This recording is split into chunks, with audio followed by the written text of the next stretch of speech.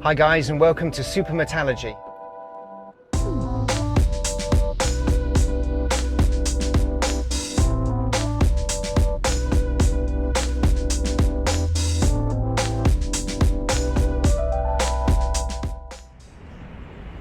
Hi guys, and welcome to Super Met. Today, I'm in Hong Kong.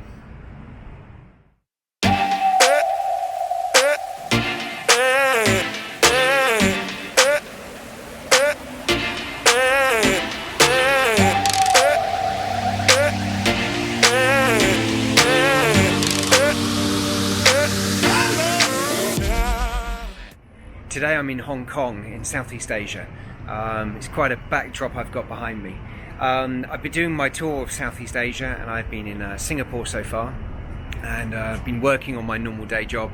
Now I'm in Hong Kong, and I'm standing on top of the most amazing rooftop in a building in central in Hong Kong, which is located on Hong Kong Island. And I'm going to be looking at something a little bit different in a couple of days' time on Thursday. So today is Monday, the 18th, and I'm going to be looking at a motorcycle owned by a really good friend of mine. It's a Ducati, and I'll be able to let you know all about it a little bit later on. So it's a cross between a sort of a scrambler and a road bike and sort of an old school cafe racer. So beautiful machine, and I'm really looking forward to getting in and being able to do a piece on it and learning all about this incredible piece of equipment. I'm going to be leaving here in a few days' time, and I'm heading to Manila, and we're going to be back with Angie King and I believe with the RWB Porsche, but I've got a feeling it's having some carbon work done, so we may not be with that car. But there's also going to be a very special 997 Turbo we're going to be having a look at, as well as a few other nice vehicles. Then on a couple of days when I got there, on the 24th, I get there on the 22nd.